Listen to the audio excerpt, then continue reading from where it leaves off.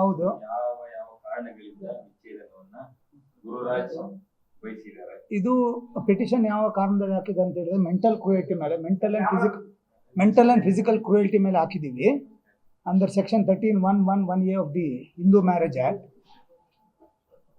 Cruelty ground ಮೇಲೆ ಹಾಕಿದ್ದೀವಿ ನಾವು.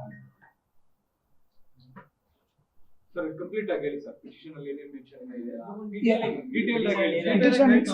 ಪಿಟಿಷನ್ ಆಲ್ಮೋಸ್ಟ್ 54 ಪೇಜ್ ಇದೆ. ಸೊ ಅದರಲ್ಲಿ ಏನಂತ ಹೇಳಿದ್ರೆ, because there are few grounds which we have mentioned in the divorce petition. One is adultery, where she is having an affair with other men, then ill treatment, then also insulting, then taking advantage of the family name and thereby trying to make money out of it.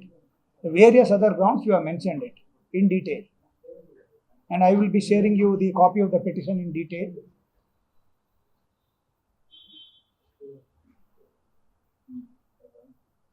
ಈಗ ಈ ಸದ್ಯಕ್ಕೆ court ಅಲ್ಲಿ ಯಾವ proceedings ಆಗಿದೆ, ಮುಂದೆ ಈ ಅರ್ಜಿಯ proceedings ಇಂದ ಹೆಂಗೆ ಹೋಗುತ್ತೆ?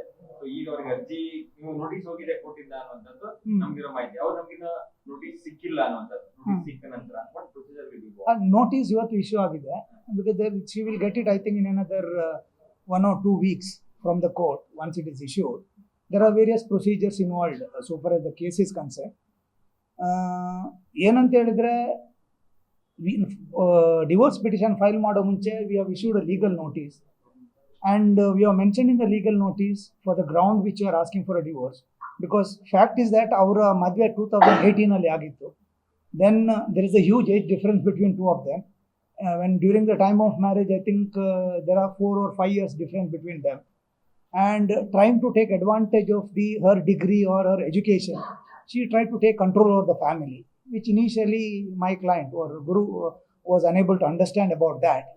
Then which finally ultimately she induced him to invest in so many businesses. Finally all that such businesses were end up in what I can say loss. Then she wanted to do her IAS, very financed her to go there and do IAS and all that, and she did not do ಅಲ್ಲಿ IAS ಅಂತ ಮಾಡಕ್ ಹೋದ್ರು. IAS ಮಾಡ್ಲಿಕ್ಕೆ ಹೋಗಿ ಅಲ್ಲಿ 1-2 ದಿವಸನ ಕ್ಲಾಸ್ಗೆ ಹೋದ್ರು. ನಂತರ ಡೆಲ್ಲಿಗೆ ಹೋದ್ರು. 2 ದಿವಸ ಕ್ಲಾಸಿಗೆ ಹೋಗಿ ಮತ್ತೆ ಕ್ಲಾಸಿಗೇನು ಹೋಗಿಲ್ಲ.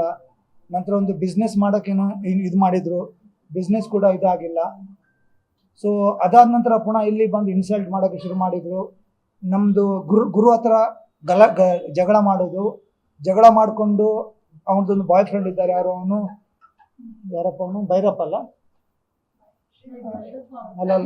ಭೈರಪ್ಪ ತಂದೆ. There is a boy friend by name, I forgot his name. Anyways I share the draft petition ನಾನು ಶೇರ್ ಮಾಡ್ತೀನಿ. ಅವನ ಮನೇಲಿ ಹೋಗಿ ನಿಲ್ಲೋದು, ರಾತ್ರಿ ಬೆಳಿಗ್ಗೆ ಹೊತ್ಕೊಂಡು ಬರುವುದು. ಬೆಂಗಳೂರಿನಲ್ಲಿ Radhaiah, is name is Radhaiah, ಸಾರಿ ರಾಧಯ್ಯ, ಹುಡುಗ ರಾಧಯ್ಯ, ರಾಧಾ ಅಲ್ಲ ರಾಧಯ್ಯ. illegal relationship ಇತ್ತು, including other boys. Then she was before getting married to my client, ಅವರಿಗೊಂದು ಏನೋ ಬಿಸ್ನೆಸ್ ಇದು KSDT ಅಲ್ಲಿ HR ಆಗಿದ್ರು. ಅಲ್ಲಿ ಒಂದು ರಿಲೇಶನ್ಶಿಪ್ ಇದ್ದು. ಬಿಕಾಸ್ ಆಲ್ ದೀಸ್ ಈವೆಂಟ್ಸ್ ಏನೇನೋ ಇದೆಯಾ, because it was culminated finally hatredness, and end of it ನಾವು ಡಿವೋರ್ಸ್ಗೆ ಅಪ್ಲೈ ಮಾಡಿದ್ವಿ. ಗ್ಯಾರಂಟಿ ನ್ಯೂಸ್, ಸುದ್ದಿ ಖಚಿತ, ನ್ಯಾಯ ನಿಶ್ಚಿತ.